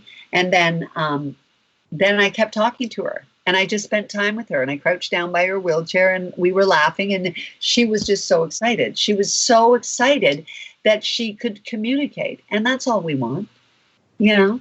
And I remember my friend from Norway, actually, Chris, gave her the Mistmane. She gave her a plushie that for her to have. And I give away all kinds of stuff, too. Do you still talk to her on Twitter? What? You said she followed you on Twitter, right? Yeah, sorry, you just broke up there. I didn't hear what you said. I said you guys still talk on Twitter, right? I haven't talked to her since being in Norway last year. You know, people are shy. They feel they're bothering me. And I always go, "You're not bothering me. You don't bother me. You're not bothering me if you speak to me, right?" Yeah. She's awesome. It's like she was sweet. Awesome. She said, "My Little Pony." So where I was set up at the convention in Norway, which is called Metricon, which is for gaming. It's all different kinds of characters. It's not just My Little Pony. But I had a My Little Pony set up, and it was spectacular because I had about 300 plushies all set up, hanging all around. And I had, of course, balloons, helium balloons everywhere. And then I had a room beside me, and I had dunking for apples. I had all coloring ponies. So we had all ponies where the kids could come in and draw and color. I had pin the tail on the donkey, but it was pin the tail on the horsey. And it was a character, I forget which one it was. And we made all different tails, and we did that, and the kids could go do that. And then we had all episodes of My Little Pony playing live. And we also had all the songs playing out where I was signing autographs. It was all out. Fandom music. It was all fandom music, right? Mm-hmm. I've got pictures of that. That was a great convention too. A smaller convention. It's not about the size of the convention so much as the I don't know, the people, it's the people that attend that are important to me. It's like, who is a lover of My Little Pony? And everybody is. It's incredible. Huh? Sounds like you really went all out at that con. I go out at every con. Oh yeah, obviously. I know that, but it sounds like you really went out on a non-My Little Pony con. I go out and because My Little Pony is if you go to conventions that are My Little Pony based, they know it's My Little Pony. But I was at a convention that I was the only My Little Pony. So I said to one of the bronies, "Hey, can you get me a bunch of plushies?" And he said, "How many do you need?" And I went, "How many can you get?" And he goes, 300. I went, "Awesome." So it's like a shady business deal. How many plushies do you have? Depends how many you want, ma'am. I got about 300. I got you. Luna is her name. The little girl? Yeah. No. This is the Luna. Luna is the one who got all the plushies for me. Ah, gotcha. And there's another guy there's a whole bunch. There's a guy there that has a tattoo of Mistmane on his leg. I think I've seen that before, actually. I remember that in the back of my head. I swear I remember seeing that before. Like, what? And he goes like this. He was dressed up as a clown because, at this convention, it's nerds that are for anything. So it was like Pennywise. He was dressed up as Pennywise. First day, and the second day he was I forget what his cosplay was the second day, but it was another, something. It wasn't a pony. But he lifted up his clown Pennywise leg and he showed me Mistmane. I was like, what? The odds of that are insane. I went, what? And I said, why do you have Mistmane on? And he goes, you can't recognize me because all of my makeup, but I've met you before. And I was like, who are you? Like, I can't tell, right? Like, because he had the wig and he had all the makeup on his face. And he goes, I got this after I met you because you were so kind and you were so generous and you were so sweet. I got a tattoo of Mistmane on my leg. And he said, the reason I got a My Little Pony character on my leg is, he goes, I'm a kindergarten teacher. And there's a little boy in my class who got bullied because he had a My Little Pony knapsack. Oh. And I got a My Little Pony character tattooed on my calf so that the bullies in the class, I showed them that I had a My Little Pony on. And it was like, are you going to bully the teacher? Oh, that's a checkmate right there. There you go. So I went, I am so in love with you right now. I can't even kind of stand it. Like, I went, that's awesome. Like, he did it to support a little kid who was being bullied for having a My Little Pony knapsack in kindergarten. Wow. Kindergarten? He's 5. 5? So he was getting bullied? I might have lied. He might have been in grade 1. I might have lied there. He might have been in grade 1. He was 6. I'm sorry. He was in grade 1. Well, that's still a really young age to be bullied at. Man, yeah, but it's the other kids. It's the older kids that are bullying him. Oh, it's always the older kids most of the time. And all that stuff. He's 6. Like, get off his back. Come on. He's like, 6 years old. He's not like... Oh, God, you're going to scar this kid for his life, you awful, horrible people. Stop it. Why do you care? Why do you care if he has a My Little Pony knapsack? Why does that offend you? Because a little boy can't like little girl stuff. Who said it's a little girl stuff? Why is it little girls? Because there's boys in the show. Yeah, but the haters don't know that because they don't watch it, so they don't know. They just see the promo art or the main section like, it's a little girl show. Who's going to watch? Well, I'm sorry, but Spike is in there. And, if you can't see that there's a boy in there, you're just missing the point. Yeah, sometimes a lot of people confuse Spike for a girl sometimes. I've seen people that actually think Spike was a girl. Are you kidding? No, I've seen people. He sure wasn't a girl in the last couple of episodes, where he's grown up, right? He's a big, huge dragon. Yeah. So a lot of people, well, not a lot, just a couple of people I talked to, they used to think Spike was a girl, like just by looking in the art or whatever. I don't know why, they just thought Spike looked like a girl. Well, that's when you're judging people. Yeah. Don't do it. We can't help ourselves. Human beings are horrible. Well, Spike is a girl because it looks like a girl. Well, what does a girl look like? What if you're transgendered? What are you talking about? What does that mean? Yeah. Like, that's where you terrible go. to be terrible. Don't judge anything. Well, and so what if Spike was a girl? Although Spike isn't a girl, Spike is a boy, and Spike is in love with Rarity. Well, I guess some people who never heard of My Little Pony looking at all the main 6 and Spike on there, they're all girls. So I guess people would probably assume that Spike was one too. That's Maybe. like me. Like I never ever watched Sex in the City, that show, which everybody apparently has seen. I've never seen it. I've never seen it. Yeah, exactly. Yes, there's 3 main girl characters, but there's guys in the show too. Yeah, I just think that's funny. It just makes me go, guess what? Men get 2/3 of all the work in creative expression. Women get 1/3. So if somebody did a show where there's 5 or 6 main characters that are female, I'm like, oh my gosh, thank you, because that's unheard of. You don't get shows where it's all female characters ever. It's just that Lauren Faust, is a female. So thank goodness she decided to write about females, right? Well, she does have that DC superhero girl show, and that's kind of really similar to Ponies. It just kind of is. You really can't deny it. It's similar to Ponies, just like in the writing. It totally is. It's the same. I mean, they got Larson, for God's sake. Like, come on. The same formula. Come on. It's the same formula. She's got a formula, and it works for her, and that's okay. Who cares? Honestly, I think the only show that did she work on Wander Over Yonder? I don't remember. Oh, is that her husband? Larson? No. Did Lauren work on? Yeah. Lauren, I mean.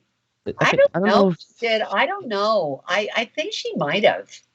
I was gonna say, I think the only show that she worked on that had a main male character until Spike was Foster's Home for Imaginary Friends with Mac and Blue. I think that's the only show she worked at that had like 2 main boys. Yeah, because she's a female. Yeah, Powerpuff Girls and create shows for women, please. We need more shows for women, please. Although I play a man in my new Cartoon Network show, so I just go, what? Who cares? I don't care. So we're kind of wrapping up here. We got, let me see. We got 1, 2. We got about 4 or 5 questions left. Good, because I need to. It's almost 9 o'clock, and I need to have my dinner. It's the end of my day, and I'm done. I'm tired. And my dog is unconscious in her pain medication at my feet. It's time for me to get off the computer. Yeah. Soon, because I've been on the computer all day. All right. Then maybe we can do a little bit of a speed run. Yeah, let's do it. Question.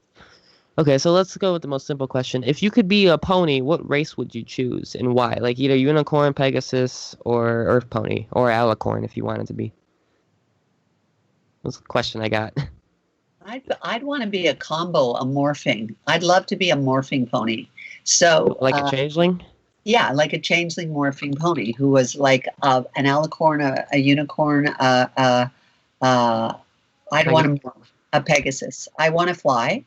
I want to have magic. I want to have a horn. You already have magic, though. Yeah. Okay, so changeling, that works. Like, so I would want to be a changeling that was all of those, but not the kind of scary looking change. Like they're kind of scary looking. Yeah. Changelings are they're a bit weird looking, right? You want to be a Skittle changeling is what we call them. We call them Skittles. I want to be a really kind of cute, like I want to be this.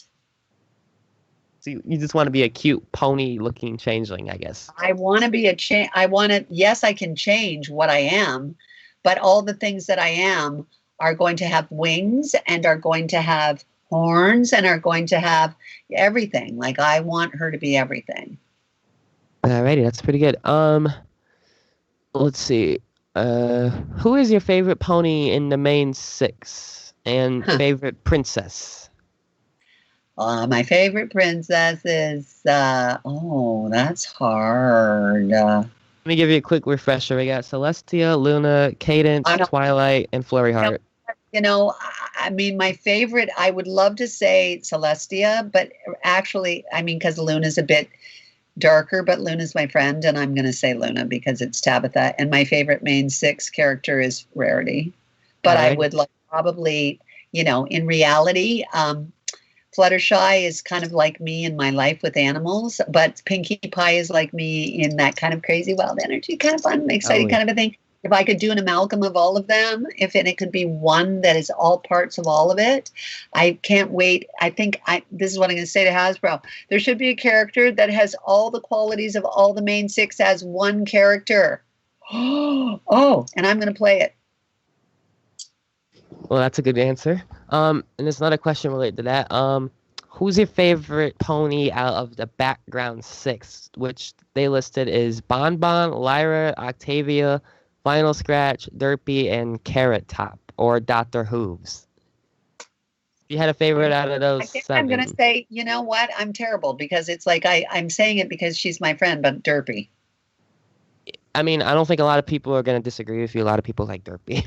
I mean, Derpy for me, and I know the whole genre of Derpy and where Derpy started and what happened, and everybody kind of went, no, you can't make her, you're making her seem mentally challenged, and no, she can't be like that. And it's like, but that's the beauty of her, is that she is her, Yeah, she's but they're like, bubbly. but you can't mock it. She's like, I'm not mocking it. What are you talking about? Right? Like it's difficult. What's the beauty of Derpy is just accident prone and cross-eyed, Yeah. I mean, a lot of people are. Like, that's lovable. That's me all the way. I would say Derpy, like all the other characters are great. Like, they really are. But I think that Derpy's just cute and adorable. She is really cute. All right, so let me see. We got 1, 2, 3, 4 more questions left. Okay. So, Mistmane is in the MLP comics. Have you checked those out yet? Yes, I have, and I love the comics. I kind of showed you a bunch of You those. showed me a bunch of stuff, and I've actually received from fans. They've bought me the comic book and given it to me, which I go, oh my gosh, I love you so much. Thank you. I love this. Yeah, comics are pretty good. If you guys haven't checked those out, definitely check them out. I think season 10 is supposed to come out September now. It got delayed. Yeah. And don't forget, there's also all kinds of online Fallout Equestria. Fan comics and fan fictions. And the fan fictions, like I voiced for that. So there's something coming out. There's a new one coming out where I play. Now I can't remember the name of the character. I've never seen Fallout Equestria, so I don't know. Fallout Equestria is I mean, I know what it is. I just never. Fiora, Tank Girl online is the one who created these things, and she's written these fabulous things that a bunch of people are voicing, and they're pretty great. And I play the mother of the lead girl. I play her mother, and she starts out good, and then she doesn't. It's not so good. I'm not going to. Wow! Spoiler alert. Well, no, you kind of know. You kind of know when you watch it. You go, but you don't know. You don't know why, and I'm not going to tell you why. Yeah, no, I still want to watch those. I still got to get around to it. Okay, good. Is there anything in the fandom that you regret missing out on? Yeah, the beginning of it. Me too. Oh my God. The beginning. I wish I had known about the fandom 10 years ago. I wish I was on the show 10 years ago. I wish I had auditioned for one of the main six, is what I wish. But then I probably still would have auditioned for Mistmane as well. But I just wish that I had been a part of the journey with everybody. I love that I arrived to the party. I love that I, got invited to the party. Better late than never, right? Oh my gosh, it's like the greatest thing in my life is that I got invited to the party, and I am having the best time at the party. I really am having the best time. I've met so many new friends. I feel really loved. I feel that I have found my ponies, my people. And I just wish, a part of me wishes that it could continue on the way it was with new adventures. Generation 5 will be exciting and wonderful, just as great, different, something new. Hopefully we can capture the spirit and the heart of what the fandom loves so much about the 10 years that they spent with these characters, that they fell in love with these characters for. I believe, all of the characters are being voiced, with the exception of Tara Strong, by the main six. Yeah, so it's, it's still going to be their voices. You know what I mean? Yeah, same with Pony Life. Pony Life's supposed to come out in 2 weeks, by the way. It was supposed to come out this Saturday, but it got delayed a week, and it's supposed to premiere in Discovery Family Canada, I guess. So who knows what that'll happen. Hoping it'll be not terrible. We're going to try it out in Canada first. Yay. Yeah, so that might, I have no regrets other than, wow, I wish I'd met. There's so many ponies that were in the fandom that are no longer in the fandom too, that I missed. I would have loved to, I'd love to say, come back, please come back. Don't give up on, the friends that you've made here, and let's celebrate some more. We've got a lot of time to celebrate together still, and whole new stories to tell, and hopefully keep everything alive and everybody feeling a part of something magical, See, what I'm hoping Gen 5 is so good that it brings some of the dead bronies back to life. That's what I'm hoping. And I'm hoping that some of the dead fandom, the dead conventions, come back to life. I actually have something kind of really exciting to share about you privately when we end this interview real quick. I have something in the works, but I don't want to say anything yet. Oh my gosh, can't you even tell me? Can you tell me? No, I can tell you. I just don't want to have it in this video. Okay, 2 questions left. 2 questions. Hurry up, I want to find out what it is. Yeah. How bummed are you about hardly any conventions this year? I'm bummed. I'm so disappointed. I'm so disappointed. I'm like, meh. No. The only one that hasn't been canceled, I don't even want to say it, but I think it will be canceled. I think it will be too, yeah. There's one left out of 6 that I was supposed to do. Hopefully you can get a hold of Cider Fest if they don't cancel. I hope. I don't know, guys. It's October 30th to November 1st. I think it has a good chance. I think that's when COVID's going to be at its height. Yeah, I guess we'll have to see. All right, last question. Can you see everybody with masks on, socially distancing? How are we going to boop people, and how are we going to hug people, and how are we going to I know in Germany they've always done that kind of social distancing stuff. I know there's one country that always has 6 They do it in Norway. Norway, that's what it was. Keep 8 feet away from the person. You don't get close. They're not huggy people. It's just not. So me hugging everybody, they're like, what's happening? I'm like, yeah, come on. You need a hug. Loose. You need a hug. Come on. They do in Germany. The hugs are flowing in Germany. The hugs are flowing in Amsterdam. The hugs are flowing, in Ohio. The hugs they're flying. Totally, man. I would love to go to, not Nightmare Nights. What's the one in Texas now? I already went to HarmonyCon. HarmonyCon. I'd love to go back to HarmonyCon. Their venue closed. They shut down permanently. They had to find a new one. Are you kidding? Corona got them so bad they had to close permanently.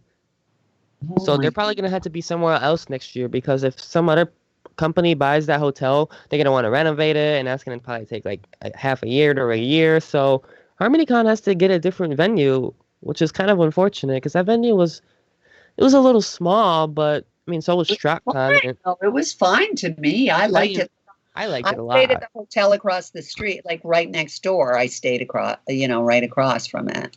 But it's sad to hear that one shut down permanently unless some other company buys it. It's going up for sale and everything. It's crazy. God, what about the hotel beside it? Well, it's not pony related, so I didn't know. I assume it's fine. Where I stayed at the hotel. So when we had SWATCon happen, everybody from the hotel that's now closed down came over to my hotel, because they cleared the hotel, and all the SWAT team went in to find the bomb, right? Mm-hmm. So I'll look and see if that one's still around. Now that's a crazy experience at a convention. You said, what's the weirdest thing that happened at a convention? That was pretty weird. Oh yeah, that'd be probably pretty scary. I heard it was really cold out too. It was cold out, and they gave them coffee and hot chocolate, and they all lined the hallways of my hotel. Did you see the video or picture of a SWAT officer pointing a gun at a Twilight Sparkle plush? It's No. It's like a haunting kind of. It's not really a funny picture, but it's kind of cursed. I don't Like, it's think just, he was. I think he was going around looking. yeah, So he was going around looking, but there was just like a frame in the video where it looked like he was pointing a gun at Twilight, and somebody made a really funny caption saying, "Your wings, hand them over, Twilight." I just thought that was so, like, that was making good fun of a really bad, possibly really bad situation. I'll have to find that and send it because to that you. could have been misconstrued terribly. Yeah, that could have gone a lot worse.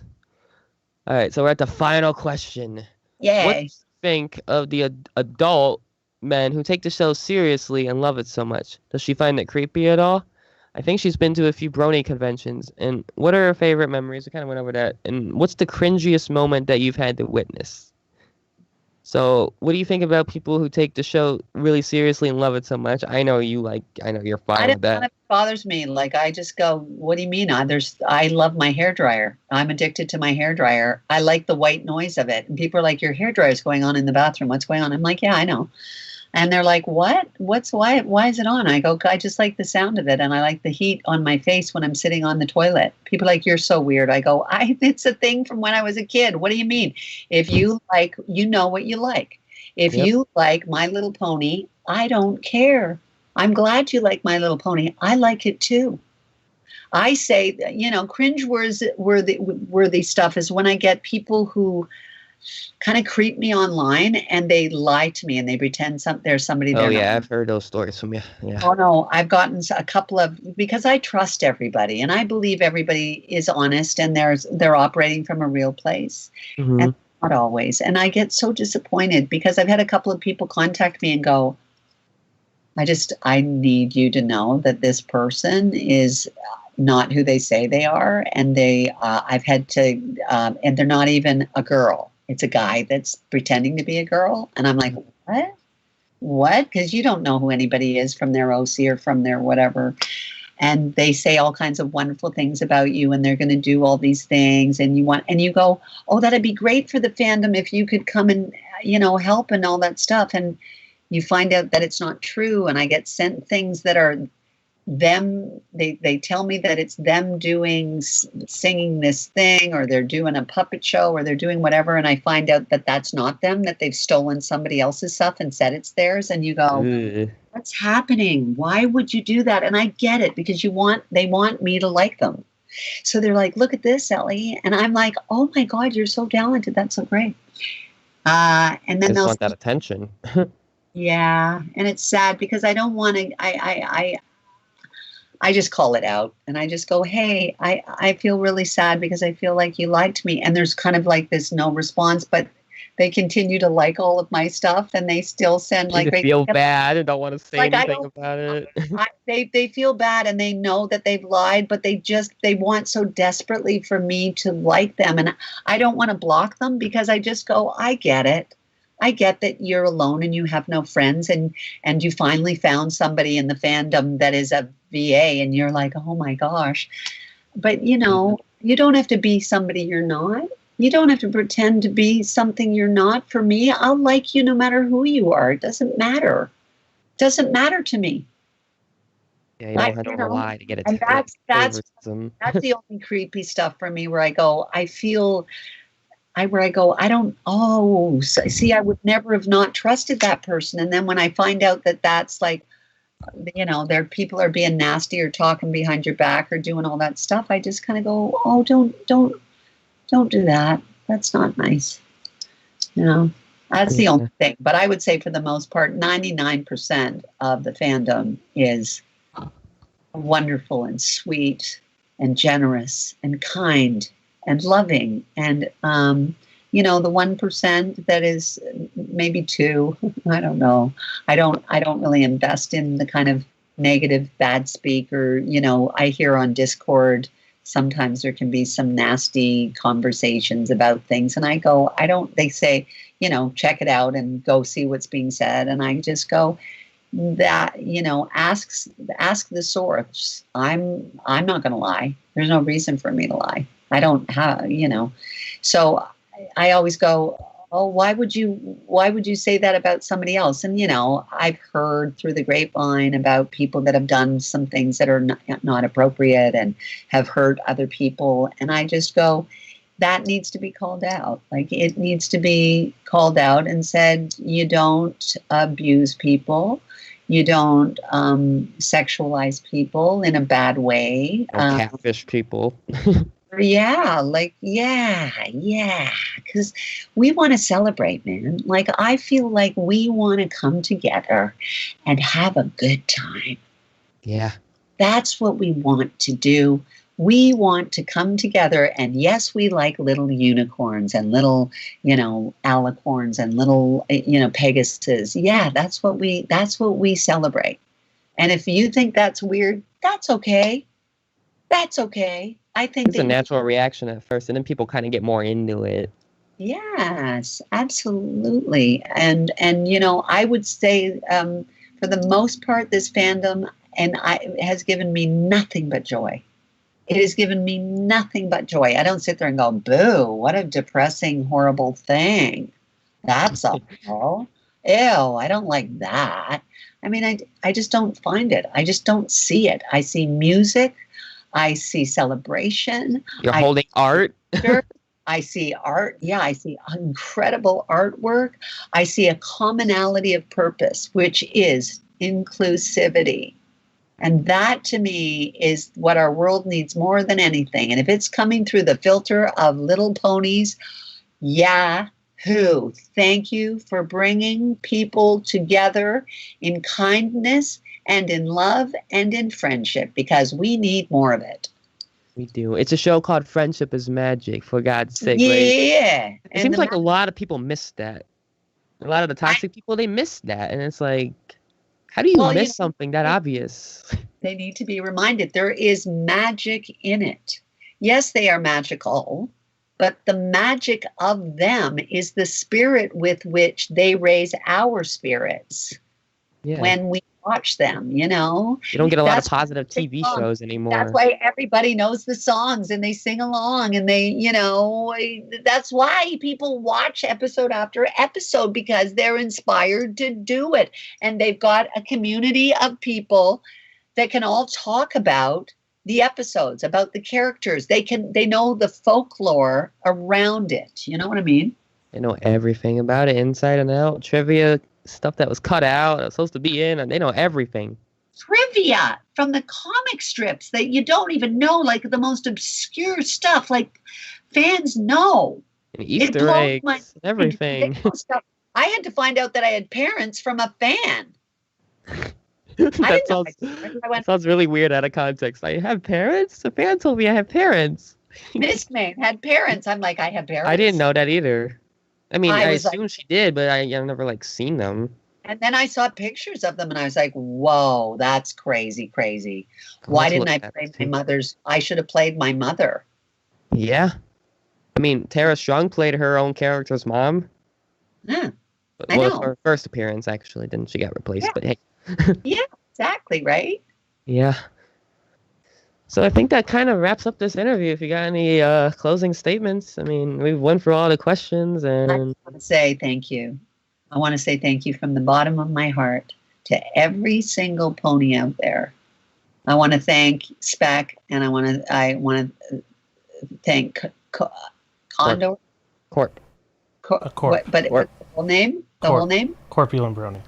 Corpulent. That's what I meant. Yeah, Corpulent. For putting this all together, for doing this, for letting me access this small window of opportunity to share just my heart with everybody. Hopefully, I answered some of your questions, but more than that, what I hope that I did was inspire you to know that you are so required. You are so necessary. You are so special. You're important.